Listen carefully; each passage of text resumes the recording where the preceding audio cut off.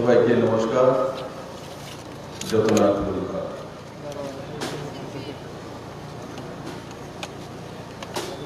আজকে এই নির্বাচনী জনসভা বিলোনিয়া শহরে অনুষ্ঠিত হতে চলছে। ভারতীয় জনতা পার্টির দ্বারা আয়োজিত এই নির্বাচনী জনসভায় মঞ্চে উপস্থিত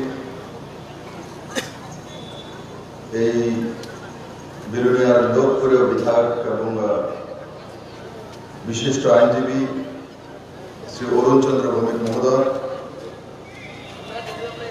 শ্রী গৌতম সরকার, বিলোনিয়া মন্ডলের সম্মানীয় মন্ডল সভাপতি প্রফেসর প্রান্ত পার্থপ্রতিম মজুমদার, শ্রী অশোক বৈদ্য মন্ডল প্রেসিডেন্ট ঋষিমুখ এবং এখানে উপস্থিত বড় মাত্রা ভারতীয় জনতা পার্টির পৃষ্ঠা প্রমুখ থেকে নিয়ে প্রদেশ স্তর পর্যন্ত কার্যকর্তা ভাই বোনেরা, বড় মাত্রা উপস্থিত আমার মহিলা বোনেরা, দিদিরা এবং এই বিলোনিয়া শহরের সমস্ত সুধী নাগরিক বৃন্দ, মিডিয়া বন্ধুরা, নির্বাচন যখন আসে প্রত্যেকটি রাজনৈতিক দল তার নিজের নিজের পার্টির বিষয় এবং আপনাদের জন্য কি করবে সেই বিষয় নিয়ে আসে। গণতন্ত্রে প্রত্যেকের অধিকার আছে গণদেবতার কাছে ভোট চাওয়া, তাদের কাছে যাওয়া, আপিল করা।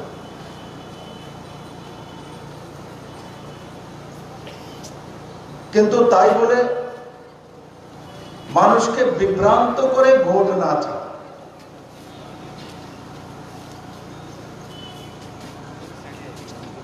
অসত্য কথা বলে ত্রিপুরার মানুষের কাছে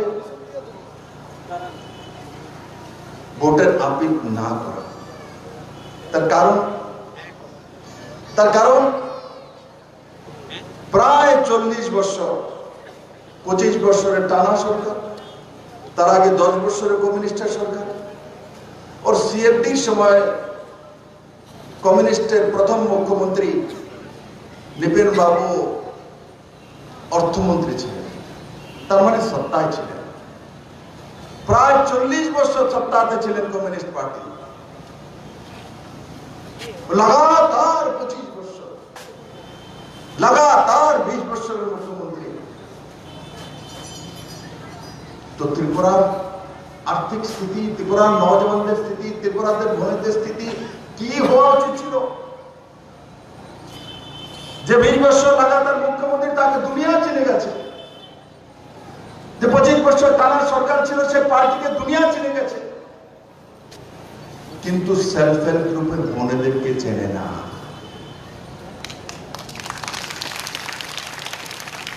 আমার সেলফ হেল্প গ্রুপের বোনেদেরকে কে পরিচয় করিয়েছে পুরো দুনিয়ার সামনে? নরেন্দ্র ভাই মোদি করেছে। কিভাবে করেছে? মন কি বাতের মাধ্যমে যখন ত্রিপুরার বাঁশের বোতলের মধ্যে মধু বিক্রি করি সেলফ হেল্প গ্রুপের মাধ্যমে, তো ওনার হাতে তুলে দেওয়ার পর তো দেখায় ত্রিপুরাতে সেলফ হেল্প গ্রুপের বোনেরা বাঁশের বোতল তৈরি করছে। পুরো দুনিয়া থেকে, দুবাই থেকে, ইউরোপ থেকে বাঁশের বোতলের ডিমান্ড এসছে ত্রিপুরাতে বড় মাত্রা। 2018 আগে এখানে কেউ বসে আছে যে আমি বাঁশের বোতল বানিয়েছি? কেউ আছে তো? আন্দোলন তো দেখি 2018 আগে একজনও নেই বাঁশের বোতল বানানো হলো। বাঁশের বোতল দেখেছে এমন কোন ব্যক্তি? বাঁশের বোতল দেখেছে? একজনও নেই। বাঁশ আমি লাগাইনি ত্রিপুরা। ত্রিপুরা সৃষ্টি থেকে বাঁশ ত্রিপুরাতে ন্যাচারালি হয়। ত্রিপুরাতে, মিজোরামে, আসামে বড় মাত্রায় বাঁশ উৎপাদন। বাড়ি বাঁশ দিয়ে বোতল, একটা বাড়ি বাঁশের দাম কত? 50 টাকা। একটা বাঁশের বোতলের দাম কত? এতটা 1-1.5 ফুট বোতলের দাম কত জানেন? কত? দুবাইতে 3000 টাকা। একটা বাড়ি বাঁশ দিয়ে কয়টা বোতল হয়? 6 থেকে 7টা। তার মধ্যে খরচা আছে, তার মধ্যে কাচের বোতল ভিতরে ঢোকাতে হয় বা তামার বোতল ঢোকাতে হয়। তো তামার বা কাচের বা স্টিলের বোতলও যদি তার ভেতরে আমরা সেট করি, তা তো 250-300 টাকার উপরে খরচা হয় না। বোতল বিক্রি হয় 3000 টাকা দিয়ে। অনলাইনে আমার এসএইচজি গ্রুপের বোনেরা বিক্রি করে ওয়েবসাইটের মাধ্যমে ফটো দিয়ে দেয়, তার রেট কত আমি আপনাদেরকে বলবো। বাঁশের বোতল আপনি গিয়ে আপনার মোবাইলে, সবার কাছে স্মার্টফোন আছে, আপনি টাইপ করুন, আপনি দেখবেন বোতল চলে আসবে, তার ছবি চলে আসবে, তার রেট কত? 1350 টাকা, 950 টাকা, 3000 টাকা, 2500 টাকা। আলাদা আলাদা বোতলের আলাদা আলাদা দাম। অথচ 2018-র আগে কেউ বাঁশের বোতলের বিষয়ে কল্পনাও করেনি, তৈরিও করেনি, আর ত্রিপুরা চেনেও নি। আজকে ত্রিপুরাতে 3 বছর 8 মাসে কিসের জন্য চেনে? বাঁশের বোতলের জন্য ত্রিপুরাকে চেনে। দুবাইতে যখন বাজারে যায় বড় বড় বিজনেসম্যানরা, তো বলে বাঁশের বোতল করে হানি দাও, বাঁশের বোতলের মধ্যে করে কোনো লিকুইড দাও। কারণ কি? দুনিয়ার মধ্যে সেটা একটা আজোবা নতুন আবিষ্কার হয়েছে। স্টিলের বোতল দেখে নিয়েছে, তামার বোতল দেখে নিয়েছে, লোহার বোতল দেখে নিয়েছে, সোনার বোতল দেখে নিয়েছে, রূপার বোতল দেখে নিয়েছে, কিন্তু বাঁশের বোতল ত্রিপুরার মানুষ তৈরি করে দুনিয়ার সামনে প্রস্তুত করে দিয়েছে। আর সেটা ইকো ফ্রেন্ডলি। সবচেয়ে বড় বিষয় হচ্ছে সেটা ইকো ফ্রেন্ডলি। তার জন্য তার দাম বেশি হয়ে গেছে। 300 টাকা খরচা করেছে, 350 নয়, 400 নয়, 3000-এ বিক্রি হচ্ছে, কারণ তার ডিমান্ড বেশি বাজারের মধ্যে। তো কে আবিষ্কার করেছে? কখন আবিষ্কার হয়েছে? এই সরকার আসার পর মোদিজি তার প্রচার করে মন কি বাতের মাধ্যমে। বন্ধুরা, সেলফ হেল্প গ্রুপ, এখানে সেলফ হেল্প গ্রুপ করে কোন কোন বোনেরা আছে? হাত তুলুন দেখি সেলফ হেল্প গ্রুপের। আচ্ছা, ভালো ভালো ভালো। বিলুনিয়া নাম কি? জায়গার নাম বিলুনিয়া, মানে বিলুরে নিয়ে আয়ো, মানে বিপ্লবকে নিয়ে আসো। জায়গার নামই বিলুনিয়া। তো বিপ্লব চলে এসছে। আর সেলফ হেল্প গ্রুপের আমার বোনেরা,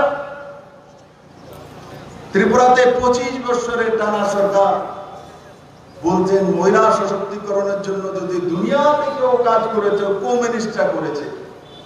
নারী সমিতির নামে মহিলাদেরকে লম্বা লম্বা লাইন লাগিয়ে রাখতো। মনরেগার কাজ, টুয়েবের কাজ নারী সমিতি গেলে পাবে।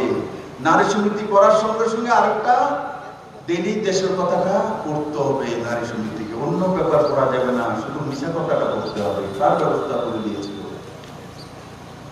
কিন্তু সেলফ হেল্প গ্রুপ কত ছিল ত্রিপুরাতে? নারী সশক্তিকরণের কথা বলেছে। তো নারী সশক্তিকরণের জন্য কটা সেলফ হেল্প গ্রুপ করেছে? 25 বছরের এক্সপেরিয়েন্স হোল্ডারেরা। এই ঋষ্যমুখেও একজন মন্ত্রীর আবাস রয়েছে, বিলুনিয়াতে থাকেন। 25 বছরের টানা সরকার, উনিও মন্ত্রী ছিলেন। সেলফ হেল্প গ্রুপ কত? মহিলা সশক্তিকরণের ডিগ্রি কত? 4062টি। 1.5 বছর কোভিডে চলে গেছে, লকডাউন, আনলক, তারপর মাইক্রো কন্টেনমেন্ট জোন, তার মধ্যে দিয়েও এই সরকার পিছিয়ে যায়নি মহিলা সশক্তিকরণে।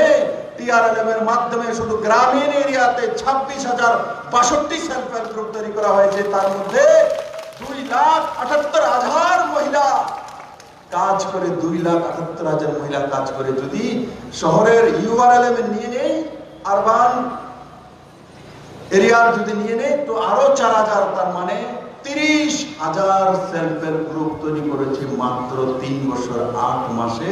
আর 25 বছরে তৈরি করেছে 4,062। তার মধ্যে তফাৎ নারী সশক্তিকরণে মোদী সরকার আর কমিউনিস্ট সরকারের মধ্যে। শুধু এই জায়গায় শেষ হয়নি। আগে সেলফ হেল্প গ্রুপের বোনেরা টিআরএলএম থেকে যে ফান্ডিং আসতো, কত পার্সেন্ট ইন্টারেস্ট দিতে হতো? কত পার্সেন্ট জানেন কি? জানেন না? 12% ইন্টারেস্ট দিতে হতো। পুরো দেশভর 14% থেকে 12% ইন্টারেস্ট দিতে হয়। এই প্রথমবার পুরো ভারতবর্ষের মধ্যে একমাত্র ত্রিপুরা টিআরএলএম এর মাধ্যমে সেলফ হেল্প গ্রুপে কাজ করবে। মাদার যে সেলফ হেল্প গ্রুপ আছে সে যখন ফান্ডিং করেন ছোট সেলফ হেল্প গ্রুপকে, সে 12% ইন্টারেস্ট নিয়ে নিত। এই সরকার সেটাকে 12% থেকে কমিয়ে কত পার্সেন্ট করেছে? 7% করে দিয়েছে। কেসিসি লোনের বরাবর করে দিয়েছে। বন্ধুরা, পুরো ভারতবর্ষের মধ্যে একমাত্র ত্রিপুরা রাজ্যে সেটা হয়েছে, আর কোন রাজ্য হয়নি। মাননীয় প্রধানমন্ত্রী ওই যখন ত্রিপুরাতে 709 কোটি টাকায় এক বটন দাবিয়ে ত্রিপুরা গরিব মানুষের কাছে 48,000 টাকা করে 1,48,000 পরিবারের কাছে এক বটন দাবিয়ে পৌঁছে দিয়েছিলেন 709 কোটি টাকা। আজ পর্যন্ত ত্রিপুরার ইতিহাসে 709 কোটি টাকা এক বটনে চলে আসবে একসঙ্গে, আজ পর্যন্ত হয়নি। ইতিহাস তৈরি করেছে নরেন্দ্র মোদী ত্রিপুরার জন্য। বন্ধুরা, সেলফ হেল্প গ্রুপ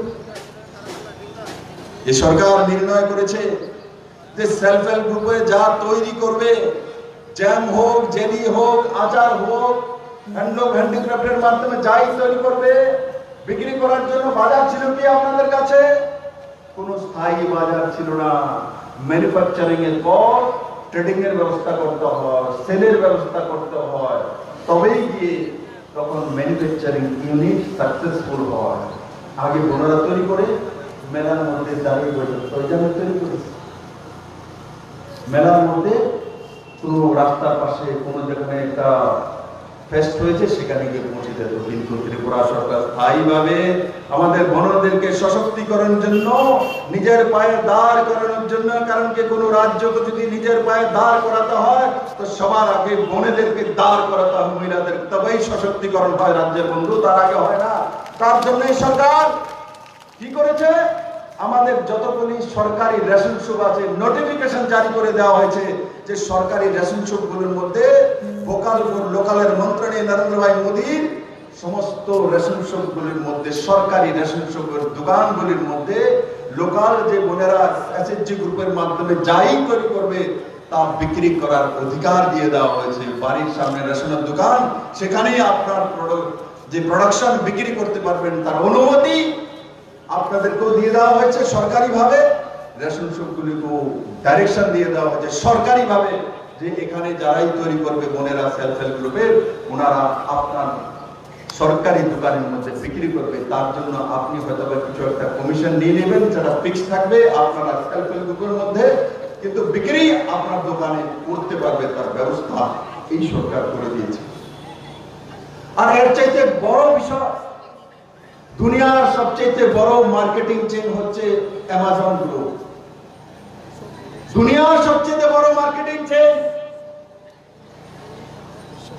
সেখানেও সেলফ হেল্প গ্রুপের মাধ্যমে জিনিস যে তৈরি হয়, অ্যামাজন বিক্রি হয়, অ্যামাজনে বিক্রি হয়। কল্পনা করে দেখেছেন দুনিয়ার সবচেয়ে বড় মার্কেটিং চেইন মোহনভোগে সিপাহী জলাতে কোন বোন জ্যাম জেলি তৈরি করছে আর অ্যামাজনের মাধ্যমে তা বিক্রি হচ্ছে, পুরো দুনিয়ার কাছে চলে যাচ্ছে। বন্ধু, অনলাইনের মাধ্যমে ত্রিপুরার মহিলারা সেই জায়গা চলে গেছে। বন্ধুরা, 2018 আগে আমি যদি এখানে জিজ্ঞাসা করি যে অনলাইনের মাধ্যমে কেউ কোনো কিছু কিনেছে কিনা, কতজন আছে? হাত তুলুন তো দেখি। 2018 আগে অনলাইনের মাধ্যমে ক্রয় বিক্রয় হয়, কে কে কিনেছে কোনো কিছু অনলাইনে? হাত তুলুন তো দেখি। কেউ আছে? একজন নাই। আজকের দিন পর্যন্ত তো বলি, এই সরকার আসার পর আজকে কত তারিখ? 20 তারিখ। তো অনলাইনের মাধ্যমে কারা কারা জিনিসপত্র কেনেন একটু হাত তোলেন দিকে। আজকের দিনে দেখুন কত বড় মাত্রা হাত হতে যে তাতে প্রমাণিত হয় ত্রিপুরার মানুষ চলা শিখে গেছে। যখন অনলাইনের মাধ্যমে অ্যামাজন এবং বড় বড় গ্রুপগুলি বিক্রি করছিল, আগরতলার বিজনেসম্যানরা মহারাজগঞ্জের আমার কাছে এসেছিল, স্যার অনলাইনে বিক্রি শুরু হয়ে গেছে, আমাদের দোকান তো চলে না, দুর্গা পূজার সময় ভিড় হয় না, অনলাইনে কাপড় নিয়ে আসে, অনলাইনে ক্লিপ নিয়ে আসে, অনলাইনে টিপ নিয়ে আসে, অনলাইনে খাদ্য নিয়ে আসে, স্যার আমাদের কি হবে? আমি বললাম, বাবু তোমরাও অনলাইনে ব্যবস্থা করো, তোমরাও বাইক কিনে ডেলিভারি বয় রাখো, আপনি তোমরা সেই জায়গায় পৌঁছে যাবে। তখন আমার কথা শুনে আগরতলার সমস্ত ব্যবসায়ীরা ডেলিভারি বয় রাখলো, অনলাইনের ব্যবস্থা করলো। এখন আগরতলার ব্যবসায়ীরাও অনলাইনে ব্যবসা করে। আর অনলাইনের ব্যবসার সবচেয়ে বড় বিষয় হচ্ছে তাতে দোকানের পুঁজি লাগে না। 1 কোটি টাকা দিয়ে দোকান সাজাতে হয় না। আমার সেলফ হেল্প গ্রুপের বোনেরা বাড়িতে তৈরি করে রেখে দেবে, অনলাইনে বিক্রি করে দেবে। তাকে দোকান লাগাতে হবে না 1 কোটি টাকা দিয়ে, 50 লাখ টাকা দিয়ে পুঁজি লাগবে না বন্ধু। সেই দিশাতে সরকার কাজ করেছে বন্ধু। আর 2025-এর মধ্যে কেন্দ্রীয় রুরাল ডেভেলপমেন্ট গ্রামীণ বিকাশ মন্ত্রী গিরিরাজ কিশোরজি এসেছিলেন। আর মাননীয় প্রধানমন্ত্রীজির আশীর্বাদে উনি চাইছেন যে 2025-এর মধ্যে ত্রিপুরাতে যে সেলফ হেল্প গ্রুপের মধ্যে মহিলারা রয়েছে তারা কমসে কম 10,000 কোটি টাকার ইকোনমি তৈরি করবে ত্রিপুরাতে। 4062টি যখন সেলফ হেল্প গ্রুপ ছিল মহিলাদের সিপিএম থাকাকালীন, তখন মাত্র তার মধ্যে 100 কোটি টাকার ইকোনমি ছিল। আর আজকের দিনে জানেন কত কোটি টাকার ইকোনমি হয়েছে? 1.5 বছর কোভিড থাকার পরও 700 কোটি টাকার উপরে ইকোনমি আমার বোনেরা তৈরি করে দিয়েছে। নিজের পরিশ্রমের কারণে সরকার তার পাশে দাঁড়িয়েছে, বোনেরা 700 কোটি টাকার ইকোনমি তৈরি করে দিয়েছে। এবং আমার পূর্ণ বিশ্বাস যে কেন্দ্র সরকার যেটা চাইছে যে আগামী 2025-এর মধ্যে সেলফ হেল্প গ্রুপের মাধ্যমে 10,000 কোটি টাকার ইকোনমি তৈরি করবে। তার মানে ত্রিপুরা রাজ্যের কোনো বোন বাদ যাবে না। সবাইকে আমরা সেলফ হেল্প গ্রুপের মধ্যে নিয়ে আসবো। মহিলাদেরকে রোজগারের ব্যবস্থা করব, ঘরে বসে যাতে রোজগার করতে পারে তার ব্যবস্থা করবো। সেই দিশাতে সরকার কাজ করে চলছে বন্ধুরা। বন্ধুরা, এই বিলোনিয়া অঞ্চল সাউথ রাবারের জন্য বিখ্যাত। কারা কারা রাবার চাষী আছে, রাবারের সঙ্গে যুক্ত কোন ব্যক্তি আছে? হাত তুলুন তো দেখি। রাবারের সঙ্গে যুক্ত আছে এখানে? এবার আমি বলি রাবারের বিষয়। ত্রিপুরাতে বড় মাত্রায় রাবার চাষী রয়েছে। পুরনো সরকার থাকতে রাবারের শীট কত করে কিনে বিক্রি হতো? কেউ বলবে আমাকে? 80 টাকা। মনে করে আরো 20 টাকা বেশি দিয়ে দিলাম, 100 টাকা দিয়ে দিলাম সিপিএম এর নামে চাঁদা। তারপর চাঁদা নেই, 80 টাকা শুধু 20 টাকা চাঁদা দিয়ে দিলাম, যাও ডিএফ এর চাঁদা 100 টাকা। আজকের দিনে রাবার শীট কত করে বিক্রি হয় পার কিলো? হ্যাঁ, 170 টাকা বিক্রি হয়, 160 টাকা বিক্রি হয়। এমনি তো হয়েছে? কেউ কি মনে হয় এমনি তো হয়েছে? আমার কোন রাবার চাষী আন্দোলন করেছে? বিলোনাতে রাবার চাষীদের কেউ আন্দোলন দেখেছে 170 টাকা করতে হবে না, যে সংগ্রাম চলছে চলবে করেছে? কেউ করেনি। 2 লাখ ত্রিপুরার মানুষ রাবার চাষের সঙ্গে যুক্ত আছে। এই সরকার ইনিশিয়েটিভ নিয়েছে, স্মোক হাউসের ব্যবস্থা করতে চলছে সরকারি ভাবে। তার সঙ্গে সঙ্গে বেসরকারি ভাবে 1100 কোটি টাকার ইনভেস্টমেন্ট এনেছে। প্রথমবার ত্রিপুরা রাজ্যে 30,000 হেক্টর নতুন রাবার চাষ হবে। স্মোক হাউসের সঙ্গে সঙ্গে বৃষ্টির সময় রেইন ক্যাপ লাগিয়ে রাবারের কষ বের করার রাস্তায় সরকার তৈরি করে দিয়েছে। বৃষ্টির সময় আগে কি হতো না, রাবার বের করা যাবে না, বন্ধ ছিলেন। কেরালা বের করা যায়, ত্রিপুরা বের করা যায় না। আমরা রেইন ক্যাপ নিয়ে এসেছি, এখন শুরুয়াত হয়ে গেছে। আগামী 1 বছরের মধ্যে সমস্ত জায়গায় রেইন ক্যাপ পৌঁছে দেওয়া হবে। তো আপনি রাবারের প্রোডাকশন আরো বেশি হয়ে যাবে। আর আজকের দিনে যেখানে 80 টাকা পার কিলো রাবার শীট বিক্রি হতো, 170 টাকা রাবার শীট বিক্রি হয় বন্ধু। এটা পুরনো সরকার করতে পারেনি, এই সরকার করতে পেরেছে। কারণ কি? রাবারের ডিলারের সংখ্যা বাড়ানো হয়েছে। যারা রাবার কালেকশন করে স্টক করতেন তাদেরকে দেখে দেখে আমরা রাবারের ডিলারশিপ দিয়েছি। আগে কেরালার এক কোম্পানি মনোপলি করে ত্রিপুরা রাবারকে কন্ট্রোল করে নিয়ে যেত। সিপিএম এর এই মনোপলি ছিল, কিন্তু আমরা আসার পর সেই মনোপলি ভেঙে দিয়েছি, বাজার খুলে দিয়েছি। মুম্বাই বাজার করে দিয়েছি, কলকাতার বাজার করে দিয়েছি, দিল্লির বাজার করে দিয়েছি। তখন কম্পিটিশন এসছে, তো রাবারের শীটের দাম বেড়ে গেছে বন্ধু। 100 টাকার বদলে 170 টাকা। বন্ধু, ছোট ছোট ইনিশিয়েটিভ নিতে হয়, তাতেই দুনিয়া চেঞ্জ হয়ে যায় বন্ধুরা। এফসিআই এর মাধ্যমে প্রকিউরমেন্ট পুরনো সরকার করতো। খ্যাত প্রজরের সরকার, যিনি মুখ্যমন্ত্রী ছিলেন মনীয় মোদী খ্যাত প্রজর। আমি তো ওনাকে ধান কাটতে দেখিনি, আমাকেও তো মানুষ ধান কাটতে দেখেছে। আমি শিবসাগর তলা আমার বাড়ির কাছে আমি যেতাম, তো আমাদেরও জমি ছিল যারা ধান কাটতেন তাদের সঙ্গে আমিও কাটতাম, যে আমি জানি কিভাবে ধান কাটতো। আমাদের এমনি তো ধান কাটতে কাটতে ওনার হাতে নিশান চলে এসেছে বন্ধু। কিন্তু পুরনো মুখ্যমন্ত্রী এবং তার দল বলতেন আমরা খ্যাত মজুরের দল। ত্রিপুরাতে খ্যাত মজুরের জন্য কি করেছে? সমস্ত খ্যাত মজুরকে, কৃষকদেরকে রাস্তায় নামিয়ে আন্দোলন করে এরা বরবাদ করেছে। খ্যাত মজুরের জন্য কেউ যদি করেছে, ভারতীয় জনতা পার্টির মোদী সরকার এফসিআই এর মাধ্যমে প্রকল্পন করেছে। তার কারণে 10 টাকার 12 টাকার ধান কত টাকা করে ত্রিপুরাতে বিক্রি হচ্ছে?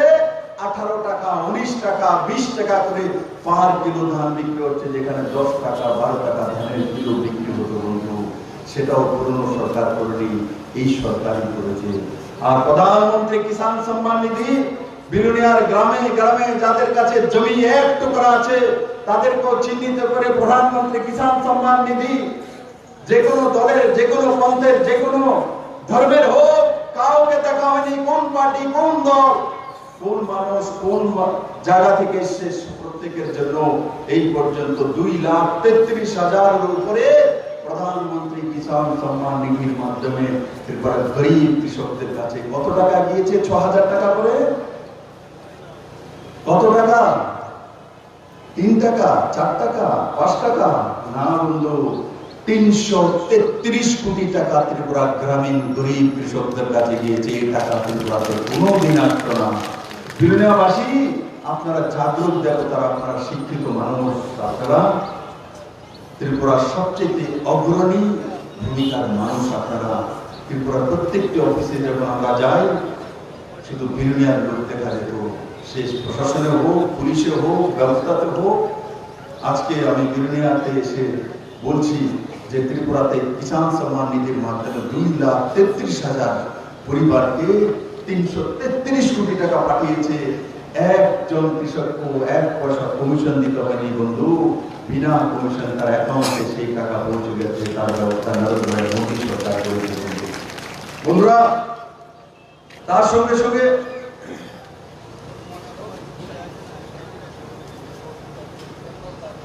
ত্রিপুরাতে বড় মাত্রায় এন্টারপ্রেনারশিপ ডেভেলপ হচ্ছে, নিজে রোজগার সরকারি মানসিকতা তৈরি করা হচ্ছে।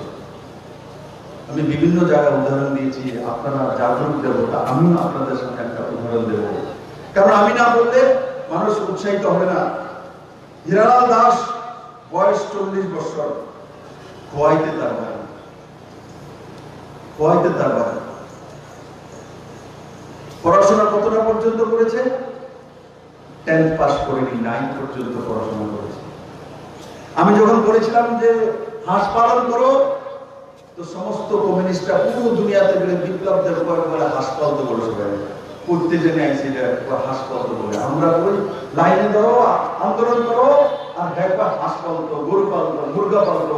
দেখো একটা কে জানি বয়সে তোমাকে পুরো দুনিয়াতে ঘুরে ঘুরে অপমান করেছে। আপনারা দেখেছেন আমাদের রুদ্রসাগর জলাতে 1,000 বোনকে আমি তখন কত টাকা দিয়ে 1 কোটি প্রায় 12-13 লক্ষের কাছাকাছি খরচা করে 50,000 হাঁসের ব্যবস্থা করেছিলাম। খাঁটি কেমিক্যাল হাঁসের ব্যবস্থা। যখন হাঁসের ব্যবস্থা করেছি তখন বলছে চিন্তা করতে হাত দিয়ে বলে মানুষের দাঁড় করাই দেবো। আজকে যান নির্মলে গিয়ে আমার সেই বোনদের 1,000 বোনদেরকে জিজ্ঞাসা করুন, প্রত্যেকটি বোন হাঁসগুলি বড় হয়ে গেছে, ডিম দিচ্ছে, বিনা পরিশ্রমে 50,000 টাকা করে বছরে রোজগার করতে 1,000 বোন 50,000 টাকার। কারণ কি? সকালবেলা হাঁস ছেড়ে যায়, রুদ্রসাগর জলা চলে যায়, ঘুরে ফিরে খাওয়া দাওয়া করে সন্ধ্যার সময় প্যাক করে দিদির কাছে চলে আসে, রাত্রেবেলা ডিম দিয়ে দেয়, সকালবেলা ডিম বিক্রি করে দেয়, আর বছরে 50,000 টাকা ফ্রিতে রোজগার করে। চিন্তা করুন, যদি এক বোন 50,000 টাকা রোজগার করছে, তো 1,000 বোন কত টাকা রোজগার করছে? কত টাকা? 5 কোটি টাকা রোজগার করছে। বিপ্লবদের পুঁজি কত লাগিয়েছিল? 1 কোটি 12 লক্ষ টাকা পুঁজি লাগিয়েছিলাম। আমার বোনেরা 5 কোটি টাকা রোজগার করছে। এই 1 কোটি 12 লক্ষ টাকা আমি তাদের কাছ থেকে টাকা নিয়ে ফ্রিতেই দিয়েছি, কিন্তু আজকে 5 কোটি টাকা রোজগার করছে আমার 1,000 পরিবারের বোনেরা, বন্ধুরা। আর সেতে অনুপ্রাণিত হয়ে এই যে হীরালাল দাস খোয়াই, সেও 100টা হাঁস নিজে কিনেছে সাবসিডাইজ লোন নিয়ে। কারণ এসসি কর্পোরেশন থেকে লোন নিয়ে 100টা হাঁস কিনেছে। 100টা হাঁস থেকে ডিম বিক্রি করে কত টাকা রোজগার করে জানেন? 15,000 টাকা রোজগার করে 100টা হাঁস থেকে, বাড়িতে বসে বসে। পুকুর একটা আছে 3 ঘন্টা, তার মধ্যে মাছের চাষ করে আমাকে বলছে 20,000 টাকা বছরে আমি রোজগার করি। মুরগা পালন করে পোল্ট্রি 30,000 টাকা লাগিয়ে তাতে বলছে 50,000 টাকা রোজগার করে বছরে। শুকর পালন করছে, তাতে বলছে 30,000 টাকা রোজগার করে বছরে। তার সঙ্গে সঙ্গে তার খেতি জমি ছিল আগে, তার মধ্যে ধান করত, কিন্তু ধানের দাম নেই বলে ধীরে ধীরে ছেড়ে দিয়েছিল। এসে প্রকুরমেন্ট করার পর ধানও বিক্রি করছে, পাতা ফসল তৈরি করছে, তা থেকে কত টাকা রোজগার করছে? 50,000 টাকা রোজগার করছে। তার মানে সে ধানও বিক্রি করছে, সবজিও বিক্রি করছে, হাঁসের ডিম বিক্রি করছে, মুরগা বিক্রি করছে, মাছ বিক্রি করছে, আর মাসে 50,000 টাকার উপর রোজগার করছে। বন্ধু, কয়েকটা গ্রামে বসে সেই বিষাদে ত্রিপুরা দাঁড়িয়ে আছে বন্ধুরা। তাই আমি আপনাদের কাছে আজকে আরেকটা বিষয় তুলে ধরবো। আজকে এখানে আসার আগে আমি একটা ব্লাড ডোনেশন ক্যাম্পে গিয়েছিলাম হেলথ ডিপার্টমেন্টে। আমি জানি না আপনাদের কেউ জানা আছে কিনা। এক বোন, তার নাম অষ্টমী সূত্রধর, এক মহিলা। সে 5 বছরের রক্তপ্লতা রোগ ছিল, রক্তপ্লতা রোগ। তার কারণে তার চোখ চলে যায়, বন্ধ হয়ে গেছে, সে চোখে দেখে না। চোখে দেখে না আমার সে বোন যে হ্যান্ডিক্যাপ যে কোটা আছে, সেই কোটা থেকে গ্রুপ ডিতে হেলথ ডিপার্টমেন্টে চাকরি পেয়েছে। আনন্দনগর পিএসসি তে গ্রুপ ডিতে চাকরি করে কেউ তাকে নিয়ে যায়, হাতে ধরে ধরে নিয়ে বসিয়ে দেয়। তো দেখে দেখে যতটাই অন্ধ হয়ে গেছে, যতটা পারে কাজ করে। আজকে যখন ব্লাড ডোনেশন ক্যাম্প ছিল, 100 উপরে হেলথ কর্মীরা ব্লাড দিচ্ছিল, তার মধ্যে দেখি আমি যে আমার অষ্টমী সূত্রধর শুয়ে আছে, চোখে দেখে না, বন্ধ হয়ে গেছে 5 বছরে রক্তপ্রদান রোগের কারণে। তখন থেকে সে সিদ্ধান্ত করেছে যে রক্তের কারণে যাতে কেউ অন্ধ না হয়। সে কতবার রক্ত দিয়েছে জানেন? সেই ব্লাইন্ডে অন্ধ আমার বোন 5 বার দিয়ে নিয়েছে, আজকে নিয়ে 6 বার রক্ত দিয়েছে। বন্ধু, এমন মহিলা ত্রিপুরাতে রয়েছে। আমি গর্ব করি। আমি মাননীয় প্রধানমন্ত্রীজিকে আজকে লিখে পাঠাবো যে মাননীয় প্রধানমন্ত্রীজি, ত্রিপুরা মহিলারা এমন জায়গায় পৌঁছেছে, অন্ধ মহিলা 5 বছর অন্ধ হয়ে গেছে, সে 6 বার রক্তদান করেছে মানুষের জীবন দানের জন্য। এ হচ্ছে ত্রিপুরার বীরাঙ্গনা মহিলা। আর যখন আজকাল কলকাতা থেকে নতুন নতুন আয়াত হয়ে আসে, আমাদের এই অষ্টমী সূত্রদের সঙ্গে তাদের তুলনা হতে পারে না বন্ধু। এরা এখানে নাটক করার জন্য আসে, নাটক মঞ্চস্থ করে ত্রিপুরার মানুষ তাদেরকে চিনে রেখেছে। কলকাতার যারা সত্তাসীন হয়েছেন, এরা কি করেছেন? এবার ইলেকশনের পর ভারতীয় জনতা পার্টি করেছে তার ছেলে মেয়ে, তার জন্য বাড়িতে ছেলে মেয়ে তো থাকতে পারেন না, ওয়েস্ট বেঙ্গল ছেড়ে চলে গেছেন। বুড়ি মা, 90 বছরের বুড়ি মা, সে ঘরের মধ্যে ছিল। 90 বছরের সেই মহিলাকে বের করে সবার সামনে, মহিলা 90 বছরের সেই বুড়ি মাকে সারে আম রেপ করেছে তৃণমূল কংগ্রেসের নেতা নেত্রীর সামনে থেকে। এক নেতা ত্রিপুরাতে এসছে এমএলএ, আমি যখন দেখি কে এসছে এমএলএ, তার নাম কি, বর্ধমানের ও জায়গার এমএলএ, তার সামনে লেখা আছে ওনার নামে এফআইআর আছে। কলকাতাতে কত 2টা খুন করেছে, 2টা খুনের আসামি ত্রিপুরাতে ইলেকশন প্রচারের জন্য এসছে। আরেকজন এসছে সারদাতে 3.5 বছর জেলে ছিল, চুরি করেছে, ডাকাতি করেছে, মানুষের টাকা খেয়েছে। তারপর আরেকজন এসছে যে গরু স্মাগলার করে বাংলাদেশে পাঠায়, সে এসছে ত্রিপুরাতে প্রচার করার জন্য, মার্গদর্শন করার জন্য। ত্রিপুরার মানুষদেরকে মার্গদর্শন করবে, রাস্তা দেখাবে। ত্রিপুরার কিসের রাস্তা? স্মাগলিং এর রাস্তা, সিন্ডিকেটের রাস্তা, কয়লা চুরির রাস্তা, চুরির রাস্তা, ডাকাতির রাস্তা, রেপের রাস্তা, মানুষকে তিরস্কার করার রাস্তা, মহিলাদেরকে বলাৎকার করার রাস্তা। এরা এসছে ত্রিপুরাতে। আমার বীরা হয় যখন বাংলা সেই ভূমি, বঙ্কিমচন্দ্রের ভূমি, রবীন্দ্রনাথ ঠাকুরের ভূমি, মহারাজা বীর বিক্রম কিশোর মানিক্য ত্রিপুরা রাজা মহারাজারা থাকাকালীন রবীন্দ্রনাথ পড়াতে এসেছিলেন, আর এখন আসে পশ্চিম বাংলা থেকে খুনি রাতে পড়াতে মার্গদর্শন করার জন্য আসে। বন্ধু, বাংলা সেই ভূমির মধ্যে বিবেকানন্দের জন্ম হয়েছে, নেতাজি সুভাষচন্দ্র বোসের জন্ম হয়েছে, বঙ্কিমচন্দ্রের জন্ম হয়েছে, ঋষি অরবিন্দের জন্ম হয়েছে, ঈশ্বরচন্দ্র বিদ্যাসাগরের জন্ম হয়েছে, শ্যামাপ্রসাদ মুখার্জির জন্ম হয়েছে। আজ লজ্জা হয় সেই ভূমি থেকে কোন খুনি এসে ত্রিপুরার মানুষদেরকে মার্গদর্শন করার জন্য, ভাষণ দেওয়ার জন্য ত্রিপুরার মানুষকে দেখাবে। এরা আমার কষ্ট হয়, এই বাংলা কোথায় চলে গেল? এই খুনিদের হাতে কিভাবে বাংলা চলে গেল? এখনো ত্রিপুরার মানুষকে এরা চেনে না, বুঝতে পারেনি। বিরাটকে চেনে না, ছবি মোড়াকে জানে না, ডুম্বরকে জানে না, অনুভূতিকে চেনে না, বিলুনিয়ার সাহসী মানুষদেরকে চেনে না, বিলুনিয়ার শিক্ষিত সমাজকে চেনে না। এসে বুলি মারছে এখানে। আরে বিলুনিয়াতে ত্রিপুরা রাজ্যের মধ্যে প্রথম MA পাস যদি কোথাও থেকে বেরিয়েছে, তো আমার এই ভূমি বিলুনিয়ার থেকে বেরিয়েছে। বলছে এই ভূমি থেকে বেরিয়েছে। ত্রিপুরা রাজ্যে সবচেয়ে বেশি অফিসার কোন ভূমি থেকে বেরিয়েছে, তো এই বিলুনিয়ার পবিত্র ভূমি থেকে বেরিয়েছে।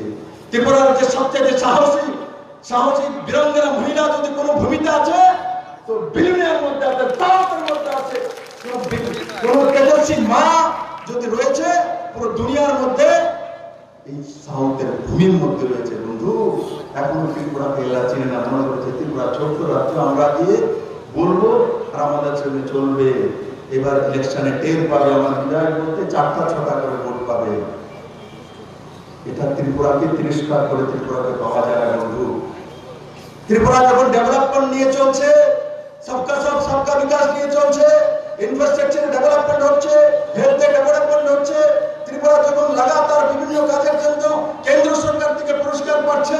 এই গত 18 তারিখ মৎস্য উৎপাদনে এবং ফিশারি ডিপার্টমেন্টে 11টি হিমালয়ান রাজ্যের মধ্যে ত্রিপুরা প্রথম পুরস্কার পেয়েছে। আগামী 21 তারিখ সোমবার ভুবনেশ্বরে ত্রিপুরা সরকারকে প্রথম পুরস্কার কেন্দ্রীয় মন্ত্রী দেবেন। যখন ত্রিপুরা সেই দিশাতে চলছে, তখন পুরো দুনিয়ার মধ্যে এই তৃণমূলের নেত্রী এবং তার ভাতিজা রাহুল গান্ধী এবং কমিউনিস্টের দল পুরো দুনিয়ার মধ্যে ত্রিপুরাকে বদনাম করেছে। ত্রিপুরার লোক দাঙ্গাবাজ, ত্রিপুরার লোক জ্বালিয়ে দিয়েছে মসজিদ, ত্রিপুরার লোক মন্দির জ্বালিয়ে দিয়েছে। এখানে হিন্দু মুসলিম মিলন স্থান ত্রিপুরাতে। কোন মুসলিম ভাই বলতে পারবো না বিপ্লবদের কোনদিন কোন মুসলিম ভাইকে কোনদিন কোন আঘাত করেছে, কোন হিন্দু ভাই বলতে পারবে না, কোন খ্রিস্টান ভাই বলতে পারবে না আমি কোনদিন ভেদাভেদ করেছি। কারণ নরেন্দ্র মোদীর যে মন্ত্র সবকা সাথ সবকা বিকাশ, তার মধ্যে হিন্দুও থাকবে, মুসলিমও থাকবে, খ্রিস্টানও থাকবে, বৌদ্ধও থাকবে, সব দলও থাকবে। কিন্তু আজকে আমার কষ্ট হয়, যারা 25টা বছর ত্রিপুরাতে সত্তাসীন ছিল, মানুষ তাদেরকে বিশ্বাস করে মুখ্যমন্ত্রী বানিয়েছিল, মন্ত্রী বানিয়েছিল, আর তারা মিথ্যাচার দিয়ে ত্রিপুরাকে বদনাম করছে। আর যারা রাহুল গান্ধী, যারা প্রায় 60-70 বছর ভারতের সত্তাতে ছিল, উনি টুইট করে দেন ত্রিপুরাতে তো দাঙ্গা চলছে, ত্রিপুরা দাঙ্গাবাজের লোক। কিন্তু বিলুনিয়ার লোকে দাঙ্গা দেখেছে, আগরতলার লোক দাঙ্গা দেখেছে, একটি হিন্দু মুসলমানের যেখানে মৃত্যু হয়েছে, কিচ্ছু হয়নি, সামান্য কিছু ঘটনা ঘটেছিল, সেটাও একদিনের মধ্যে ত্রিপুরা সরকার মোকাবেলা করে সমস্ত কিছু তৎক্ষণাৎ শেষ করে দিয়েছে। কিন্তু পুরো দুনিয়ার মধ্যে ত্রিপুরাকে বদনাম যদি কেউ করেছে, এই কমিউনিস্টের বেঈমানের দল করেছে, কংগ্রেসের বেঈমানের দল। আর পিসি ওর ভাঞ্জা দুজনে মিলে সরকার রাজ্য চালায়। পিসি ওর ভাতিজা ত্রিপুরাতে আসে কিসের বিমান করে? ইন্দুতে 180 সিটার বিমান, তার ভাড়া 32 লক্ষ টাকা। 4 জন লোক আসে 180 বদলে, মানে ত্রিপুরার মানুষদেরকে টাকা দেখানোর জন্য, দেখো আমি মহারাজ এসছি, বড় প্লেন করে 32 লক্ষ টাকা খরচা করে। বন্ধু জানে না ত্রিপুরার মুখ্যমন্ত্রী 32 লক্ষ টাকা খরচ করে মুখ্যমন্ত্রী হওয়ার পরে কোনোদিনও প্রাইভেট ক্রাফটে নিজের পয়সা, ত্রিপুরা সরকারের পয়সা খরচা করে কোনোদিনও যায়নি। বন্ধু, আমারও কাজের অনুষ্ঠান প্রয়োজন পড়ে, মাঝখানে হোম মিনিস্টার সঙ্গে মিটিং ছিল, আমি যখন ক্যাবিনেট এক্সপানশন করেছিলাম, সেদিন পরের দিন হোম মিনিস্টারের সঙ্গে কেন্দ্রীয় মন্ত্রীর সঙ্গে মিটিং ছিল, কিন্তু আমাকে বলা হয়েছিল আপনি চলে আসুন। আমি বলেছি আমি প্রাইভেট ক্রাফটে যাব না, কারণ কি প্রাইভেট ক্রাফটের হিসাব করে দিয়েছি 15 থেকে 18 লক্ষ টাকা লাগবে দিল্লিতে যেতে। আমি ত্রিপুরার মানুষের 18 লক্ষ টাকা খরচা করে দিল্লিতে যাব না বললো। আর তখন পরের দিন কেন্দ্রীয় স্বরাষ্ট্রমন্ত্রী তখন আমাকে বলেছে তুমি ঠিক চিন্তা করেছো, মিটিং পিছিয়ে দিলাম, তুমি নেক্সট ডে 9টার সময় বাড়িতে চলে আসো, দিল্লিতে আমরা বলবো মিটিং করবো। তো আমরা ইন্ডিভিজুয়াল ফ্লাইটে ইকোনমিতে করে দিল্লিতে গিয়েছি মিটিং করে। রিয়াং যে আমাদের ডিসপ্লেস ভাই বোনেরা জনজাতি রয়েছে তাদের জন্য গিয়েছিলাম, কিন্তু 15 লক্ষ টাকা খরচা করে বিপ্লবদের যায়নি এটা ত্রিপুরা রাজ্য। কারণ কি, আর ওখান থেকে আসে 32 লক্ষ টাকা প্লেন দিয়ে এসে ত্রিপুরার মানুষকে দেখা যে চলে সারে বাবু তুমি 32 লক্ষ না 50 লক্ষের প্লেন দিয়ে আসলো, বিপ্লবদের 6 ফুট 3 ইঞ্চি তোমার প্লেনের দিকে উঁচা আছে বন্ধু। তার জন্য চিন্তা করার দরকার নাই, তুমি প্লেনে উঠতে দাঁড়ালো ত্রিপুরার মানুষের চাইতে নিচুই থাকবে। কারণ কি, মানসিকতা তোমাদের উঁচু নয়, ত্রিপুরার মানুষের মানসিকতা উঁচুতে রয়েছে। আপনাদের মানসিকতা কোথায় রয়েছে?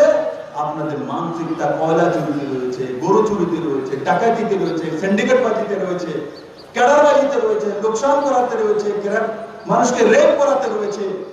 সেই মানসিকতা নিয়ে ত্রিপুরাকে কোনোদিন জয় করা যায় না। ত্রিপুরাকে বদনাম করে ত্রিপুরার মানুষ কোনোদিন আপনাদের মাফ করবে না।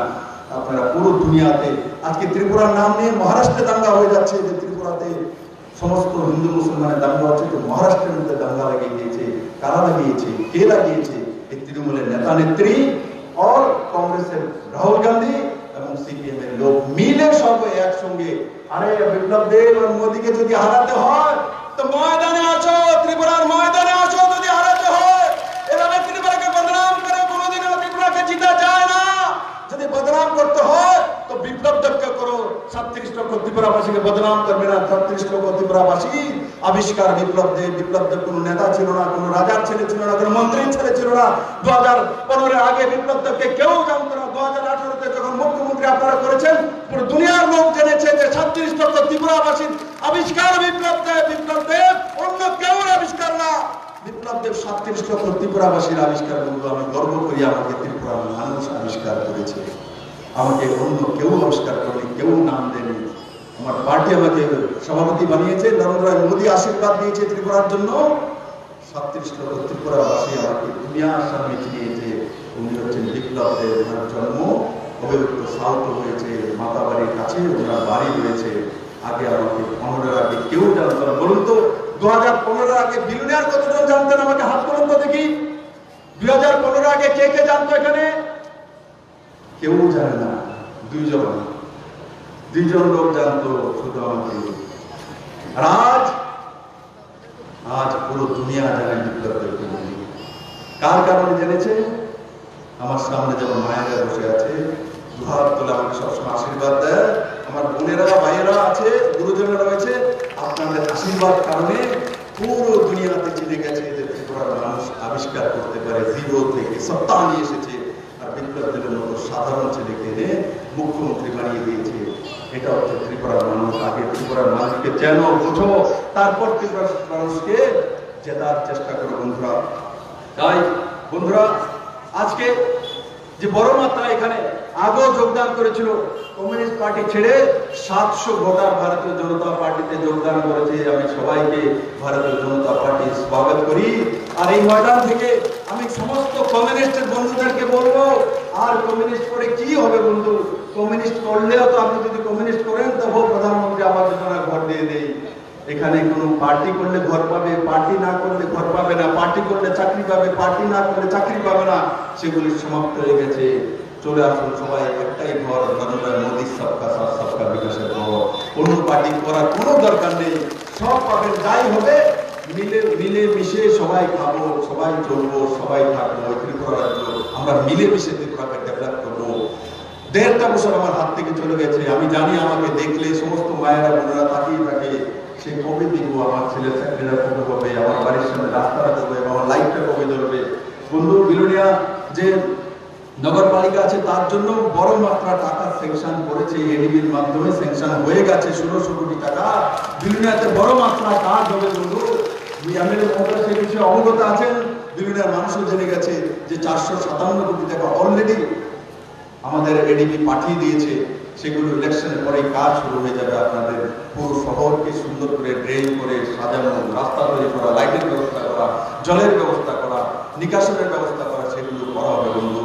আমি তো মাত্র 3 বছর 8 মাস পেয়েছি, ওনারা তো 40 বছর পেয়েছে। যারা কমিউনিস্ট থেকে ভোট চাইতে আর তাদেরকে জিজ্ঞাসা করা 40 বছরে কোনো কিছু করতে পারে না, এখন 3 বছর 8 মাসের, তার মধ্যে 18 মাস চলে গেছে কোভিডে, সেই ছেলের কাছ থেকে 1 বছরের হিসাব চাইবার জন্য সেটা আগে 40 বছরের হিসাব দিয়ে দাও, তারপর 1 বছরের হিসাব আমরা তোমাদেরকে দিয়ে দেবো।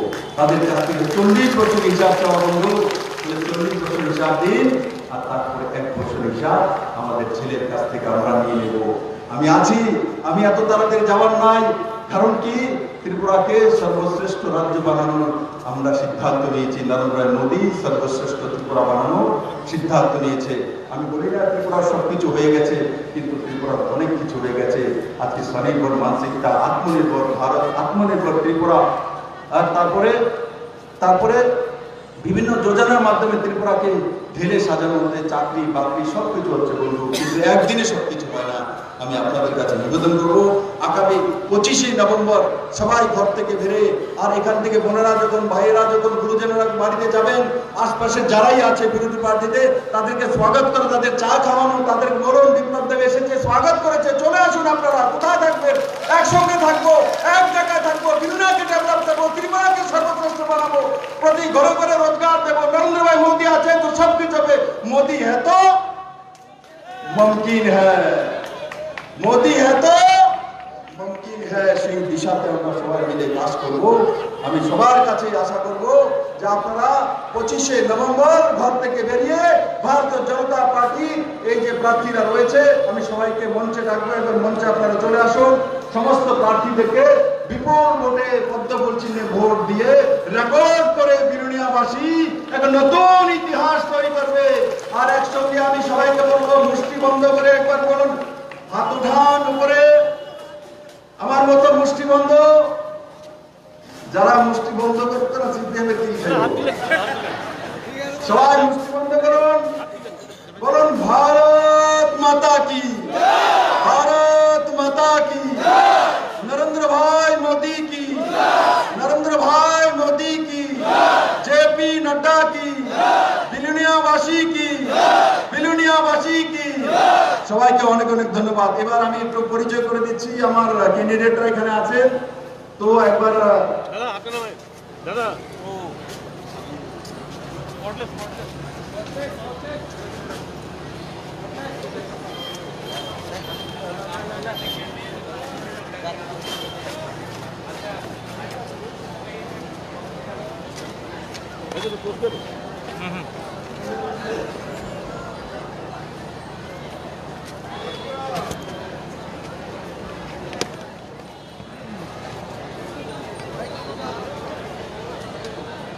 দাদা মোবাইলটা নিচ্ছে দাদা।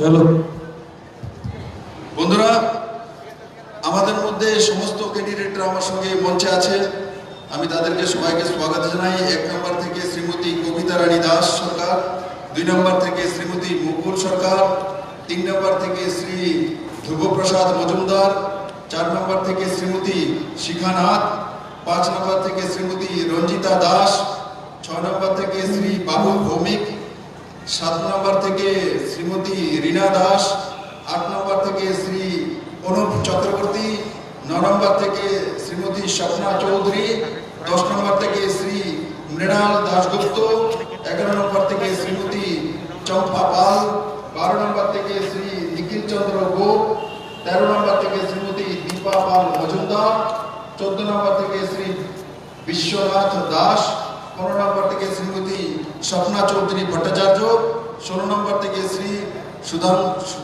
সুশঙ্কর ভৌমিক, 17 নম্বর থেকে শ্রী মিঠুন দাস। এই সমস্ত ক্যান্ডিডেটদের আমি আপনাদেরকে নিবেদন করব, বিপুল ভোটে ভোট দিয়ে পদ্মফুল চিহ্নে নরেন্দ্র ভাই মোদীর হাতকে শক্ত করুন, ভারতীয় জনতা পার্টিকে শক্ত করুন, ত্রিপুরার ভবিষ্যৎকে শক্ত করুন। সবাইকে অনেক অনেক ধন্যবাদ। Subscribe to Tripura Info and press the bell icon so that you never miss any latest updates and news on Tripura.